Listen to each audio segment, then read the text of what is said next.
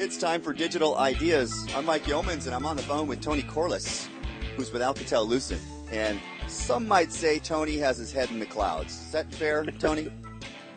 Yes, Mike, it is. Actually, Tony's one of our cloud experts. So first question for you. I'm going to state the obvious. SDN is a hot topic. I think everybody knows that. But if we think about the technology, where has it been successfully deployed so far? Well, Mike, as you could probably guess, SDN is starting to be deployed in the heart of the cloud revolution, the data center. This is where operators have been struggling to keep up with thousands of moves, adds, and changes per day, and to provide some level of separation between groups of users and applications. Now, by introducing new capabilities such as large-scale multi-tenancy and provisioning automation, it's fair to say that SDN is starting to revolutionize the data center network today. Okay, so it works in the data center.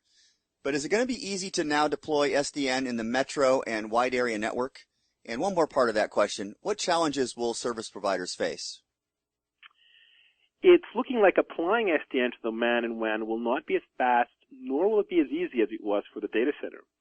This is because carrier networks and data center networks have evolved differently, and they have different constraints.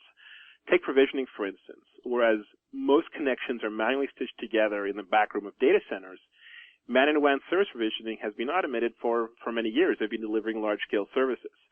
So while SDN will make provisioning in the MAN and WAN even faster and more efficient, it will be more about SDN evolving existing systems rather than replacing them. Another example is resource management. So while bandwidth is essentially free in data centers, it's a scarce resource that requires sophisticated traffic engineering and network planning in the MAN and WAN.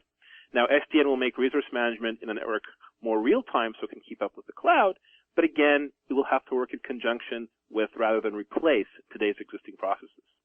Makes sense. And final question, what are some of the most critical features that service providers will want in their MAN-WAN solution? And when can they begin to extend SDN into the space? Well, there are really three questions for service providers to ask when evaluating vendors' SDN frameworks.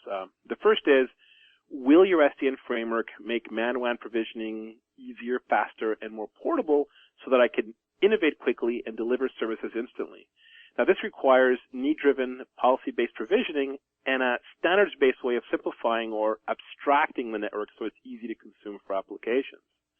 The second question would be, is your SDN framework multi-layer? In order to achieve optimal network efficiency, it must provide resource visibility and control across all network layers, including IP, optical, and VPN.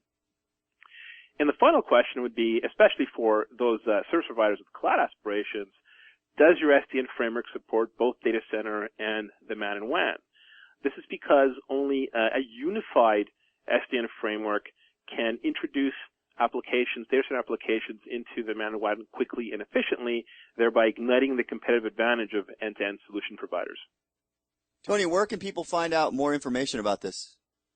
Well, just check the Alcatel-Lucent website and look for SDN strategy paper, and there's lots of more information they can read. Okay, so a white paper on the topic, and I believe you're also writing a blog on TechZine. Is that true? That's correct, Mike. Thank you. Great. Thanks for your time today, Tony. Hey, my pleasure. Thanks for having me.